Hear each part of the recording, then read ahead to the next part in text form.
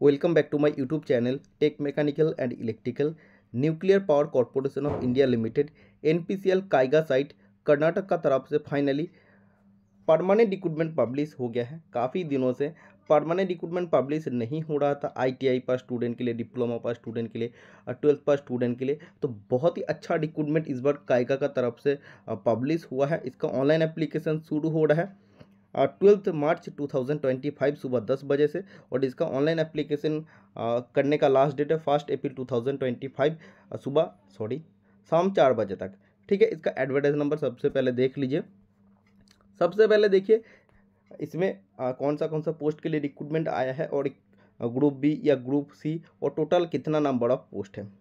Scientific assistant B group B का है और इसमें टोटल नंबर ऑफ पोस्ट कितना है 45 है। कैटेगरी वाइज आप वैकेंसी देख लीजिए, जैसे अनरिजर्व में 19, EWS 4, OBC 12, ST 3, SC 7 और टोटल 45 सीट है। इसके बाद देखिए category 1 stipend trainee slash scientific assistant, जो डिप्लोमा स्टूडेंट एलिजिबल होता है फॉर्म अप्लाई करने के लिए। टोटल कितने नंबर ऑफ पोस्ट है 82 पोस्ट है। स्टाइपेंड ट्रेनी कैटेगरी 2 टेक्नीशियन, जो ITI पर स्टूडेंट के लिए रिक्रूटमेंट पब्लिश है। टोटल कितना नंबर ऑफ पोस्ट है 226 पोस्ट है। कैटेगरी वाइज आप वैकेंसी देख लीजिए। उसके बाद आगे जाकर मैं आपको बताऊंगा ट्रेड वाइज कितना वैकेंसी है। असिस्टेंट ग्रेड 1 HR के लिए 22 सीट है। Assistant grade 1 finance and F&A के लिए 4 सीट है। असिस्टेंट ग्रेड 1 C&MM के लिए 10 सीट है। नर्स A के लिए 1 सीट है। टेक्नीशियन C 1 सीट है। टेक्नीशियन के लिए 1 सीट है। देखिए साइंटिफिक असिस्टेंट बी, इसमें कंप्यूटर साइंस में total number of post 1, civil में 19 सीट है, इलेक्ट्रॉनिक्स में 2 सीट है, इंस्ट्रूमेंटेशन में 1 सीट है, इलेक्ट्रिकल में 7 सीट और मैकेनिकल में 15 सीट है। और अब कैटेगरी वाइज वैकेंसी को देख लीजिए। इसके बाद category 1 stipendiary trainee scientific assistant, diploma student form apply कर सकते हैं कैटेगरी 1 में, और कैटेगरी 2 में ITI पर स्टूडेंट फॉर्म अप्लाई करता है। Okay. Health physics BSc chemistry में 4 सीट है। हेल्थ फिजिक्स BSc फिजिक्स में 2 सीट, इलेक्ट्रॉनिक्स में 13, इंस्ट्रूमेंटेशन में 6, इलेक्ट्रिकल में 24 और मैकेनिकल में 33 सीट है। टोटल कितने नंबर ऑफ पोस्ट है 82 पोस्ट है। इसके बाद ITI स्टूडेंट के लिए देख लीजिए ऑपरेटर, जिसमें 12th पास स्टूडेंट फॉर्म अप्लाई करने के लिए एलिजिबल होता है, जिसे हम लोग प्लांट ऑपरेटर पोस्ट बोलते हैं। इसमें total number of post 82, electrician में 31 सीट है, फिटर में 55 सीट है, इलेक्ट्रॉनिक्स मैकेनिक में 17 सीट है, इंस्ट्रूमेंट मैकेनिक में 24 सीट है, मशीनिस्ट में 3 सीट, टर्नर में 6 सीट, ड्राफ्ट्समैन सिविल में 1 सीट, ड्राफ्ट्समैन मैकेनिकल में 1 सीट। देखिए इस बार बहुत ही अच्छा रिक्रूटमेंट आया है ITI और डिप्लोमा पर स्टूडेंट के लिए। और सबसे पहले मैं आपको बता देता हूँ NPCL DAE का अंदर आता है, डिपार्टमेंट ऑफ एटॉमिक एनर्जी का अंडर आता है, और इसके तरफ से डिपार्टमेंट ऑफ एटॉमिक एनर्जी का अलग अलग यूनिट होता है, उसके तरफ से हमेशा साल में रिक्रूटमेंट आते रहता है। और इसके अगर आपको PVS या क्वेश्चन पेपर देखना है तो आपको यूट्यूब में सर्च करना है। तो यूट्यूब में सिर्फ मेरा चैनल से आपको ये सब वीडियो मिल जाएगा, क्योंकि मैं ऑलरेडी DAE का एक important department Bhabha atomic research centre में जॉब करके आया हूँ। उसके बाद जब मेरे को दूसरा जॉब मिल गया अपना स्टेट में, मैं जॉब छोड़कर अभी दूसरा जॉब कर रहा हूँ।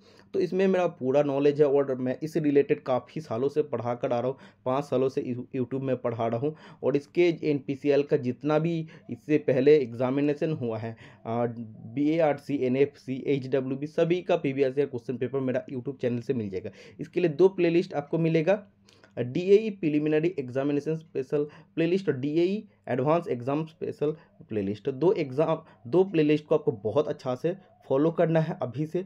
उसमें जितना भी वीडियो है आपको देखना है, लगभग आपको 50+ वीडियो हर प्लेलिस्ट में मिल जाएगा। तो आपको बहुत अच्छा से देखना, उसमें PVS का क्वेश्चन पेपर आपको मिल जाएगा। देखिए उसके साथ साथ अगर आपको अभी से आपको पहले ही अपना मेंटालिटी ठीक कर लेना है कि हमको इधर सिलेक्शन लेना है, क्योंकि इसमें सिलेक्शन लेना बहुत आसान प्रोसेस होता है। मैं आपको सिलेक्शन प्रोसीजर का अलग से एक वीडियो बना के आप लोगों को बहुत अच्छा से समझा दूंगा। तो अभी से आप ठीक कर लीजिए कि आपको सिलेक्शन इसमें लेना ही है, तो उस हिसाब से आपको प्रिपरेशन करना है। तो यूट्यूब में 2 प्लेलिस्ट का जो वीडियो है आप डेली देखना स्टार्ट कीजिए। उसके साथ साथ इसका जो प्रिलिमिनरी एग्जामिनेशन का मॉक टेस्ट है वो भी आपको मिल जाएगा। टोटल 50 सेट मॉक टेस्ट आपको मिलता है। इसका प्रिलिमिनरी एग्जामिनेशन 50 मार्क्स का होता है, इसमें से क्वालिफाई होना होता है और इसी में सबसे ज़्यादा स्टूडेंट डिस्क्वालीफाई हो जाता है। तो 50 सेट मॉक टेस्ट है प्रिलिमिनरी एग्जामिनेशन स्पेशल। आपको इसके लिए tech mechanical and electrical app download करना है। ऐप का लिंक मैं वीडियो का डिस्क्रिप्शन बॉक्स में प्रोवाइड कर दूंगा।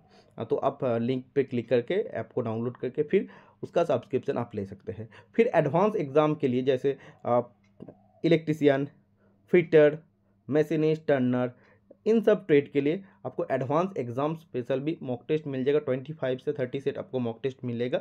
लेकिन अभी टाइपिंग करना मैं स्टार्ट नहीं किया, अभी मैं देख लिया हूँ, रिक्रूटमेंट आ गया, उसका अलग मॉक टेस्ट आप लोगों के लिए मैं पब्लिश करूँगा। ठीक है, देखिए अभी से आपको ठीक कर लेना।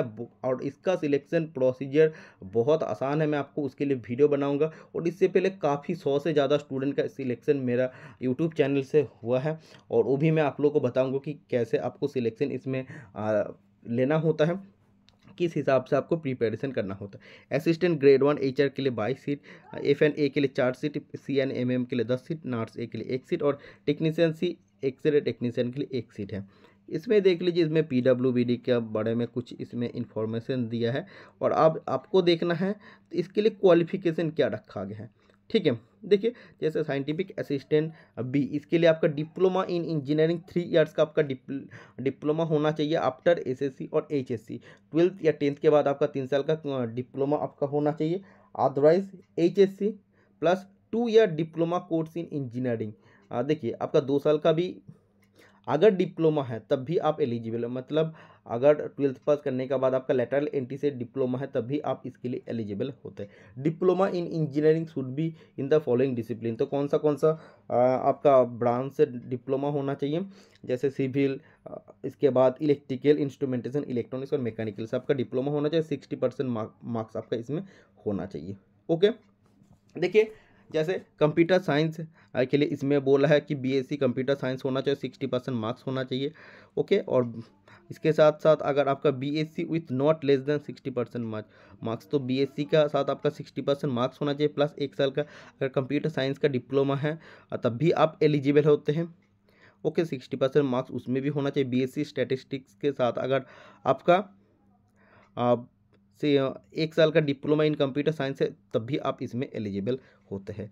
देखिए कैंडिडेट हुआ है pursue diploma through lateral entry second year diploma after मतलब SSC plus ITI are not eligible, मतलब इसमें लेटरल एंट्री से डिप्लोमा अगर आप किए तो आप एलिजिबल नहीं होते हैं। इसके बाद देखिए कैटेगरी 1 स्टाइपेंडेड इन साइंटिफिक असिस्टेंट, इसके लिए देखिए आपका डिप्लोमा होना चाहिए, इसमें कंप्लीट 3 साल का डिप्लोमा होना चाहिए जिस भी ब्रांच से इसमें आपको बोला है, जैसे मैकेनिकल, केमिकल, इलेक्ट्रिकल, सिविल जो भी बोला है, ये जैसे इंस्ट्रूमेंटेशन, इलेक्ट्रॉनिक्स, तो आपका उसी से कंप्लीट 3 साल का डिप्लोमा होना चाहिए। लेटरल एंट्री से डिप्लोमा इसमें एलिजिबल नहीं होता है। ओके, तो वेट हेल्थ फिजिक्स के लिए देखिए BSc विथ मिनिमम 60% मार्क्स होना चाहिए। इसमें और भी कुछ दिया है, BSc with physics as principal, और केमिस्ट्री, या मैथमेटिक्स, स्टैटिस्टिक्स, इलेक्ट्रॉनिक्स या कंप्यूटर साइंस वो एक सब्सिडरी सब्जेक्ट होना चाहिए। तो छोड़िए, अब देखिए स्टाइपेंडेड यानी कैटेगरी 2 के लिए इसमें जो ITI पर स्टूडेंट के लिए दिया, instrument mechanic, electrician, electronics mechanic, fitter, turner, machinist, draughtsman civil, draughtsman mechanical, इसके लिए आपका होना चाहिए 10th में minimum 50% marks, 10th plus 50% marks होना चाहिए साइंस सब्जेक्ट में और मैथमेटिक्स में पर्टिकुलरली। ठीक है, तो 10th आपका पास होना चाहिए, और साइंस सब्जेक्ट में भी आपका 50% मार्क्स होना चाहिए, और मैथमेटिक्स में भी आपका 50% मार्क्स होना चाहिए, और 2 साल का कंप्लीट आपका ITI सर्टिफिकेट होना चाहिए। अगर आपका 2 साल से कम ITI मतलब ITI सर्टिफिकेट है, मतलब जैसे कुछ ट्रेड होता है 1 साल का ITI होता है, तो उसके लिए आपका 1 साल का वर्किंग एक्सपीरियंस का ज़रूरत होता है। ठीक है, और इसमें आपका 10th में इंग्लिश एक इम्पॉर्टेंट सब्जेक्ट होना चाहिए, तभी आप इसमें एलिजिबल होते हैं। ओके, तो देखिए ITI पर स्टूडेंट के लिए आपका होना चाहिए 10th प्लस ITI होना चाहिए, और 10th में आपका इंग्लिश सब्जेक्ट होना चाहिए, और 10th में आपका मैथमेटिक्स और साइंस सब्जेक्ट में 50% मार्क्स होना चाहिए। ऑपरेटर, जो प्लांट ऑपरेटर पोस्ट है, इसके लिए आपका 12th पास होना पड़ेगा। 12th पास में आपका साइंस स्ट्रीम से 12th पास होना है, उसमें फिजिक्स, केमिस्ट्री और मैथमेटिक्स आपका सब्जेक्ट होना चाहिए। मिनिमम 50% मार्क्स आपका इसमें आना चाहिए, और इसमें 12th में या 10th में आपका इंग्लिश सब्जेक्ट होना कंपलसरी है। ओके, इसमें असिस्टेंट ग्रेड 1 HR के लिए देख लीजिए, any bachelor degree with minimum 50% in aggregate आपका होना चाहिए। नार्स A के लिए देख लीजिए 12th pass plus diploma in nursing and midwifery, 3 साल का course plus valid registration as nurse from central और state nursing council in India. Otherwise आप BSc इन नर्सिंग में भी अप्लाई कर सकते हैं। Otherwise nursing A certificate with 3 year experience in hospital तभी अप्लाई कर सकते हैं। Otherwise nursing assistant class 3 and above from the arm force तभी आप अप्लाई कर सकते हैं। टेक्नीशियन सी एक्सरे टेक्नीशियन के लिए आपका 12th साइंस स्ट्रीम से होना चाहिए और 60% मार्क्स होना चाहिए। उसके बाद 1 साल का मेडिकल रेडियोग्राफी या एक्सरे टेक्निक्स ट्रेड सर्टिफिकेट होना चाहिए, प्लस उसके साथ 2 साल का आपका फुल टाइम एक्सपीरियंस होना इसमें कंपलसरी है। ओके, इसमें कितना सैलरी दिया है तो आप से सब चेक कर सकते हैं। नाट्स ए के लिए आपका कितना बनेगा, टोटल आपका 68,697 रुपया बनेगा। साइंटिफिक बी के लिए आपका 54,162 रुपया बनेगा। बाकी जितना भी post assistant grade 1 technician C सभी का 39,015 रुपया लगभग आपको मिलने वाला है।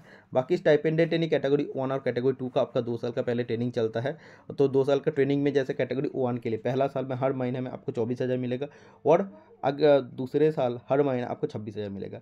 और ITI पर स्टूडेंट जो कैटेगरी 2 में है उसको पहला साल हर महीना 20,000 रुपया मिलेगा और सेकेंड ईयर में हर साल हर महीना आपको 22,000 रुपया मिलेगा। उसके साथ साथ आपको और क्या क्या मिलेगा इसमें दिया है। और जब आपका 2 साल के बाद आपका पोस्ट कन्फर्मेशन हो जाएगा, जब परमानेंट पोस्ट में आप जाएंगे तो कैटेगरी 1 को लगभग 54,162 रुपया मिलने वाला है और जो ITI पर स्टूडेंट है उसको लगभग 33,201 रुपया मिलने वाला। इसके साथ साथ काफ़ी सारा अलाउंस है उसमें transport allowance, house rental allowance, site location allowance, professional update allowance, उसमें incentive, employ benefit, miscellaneous facility क्या है इसमें सब आप देख सकते हैं। लोन एंड एडवांसेस सब इसमें आपको मिल जाता है।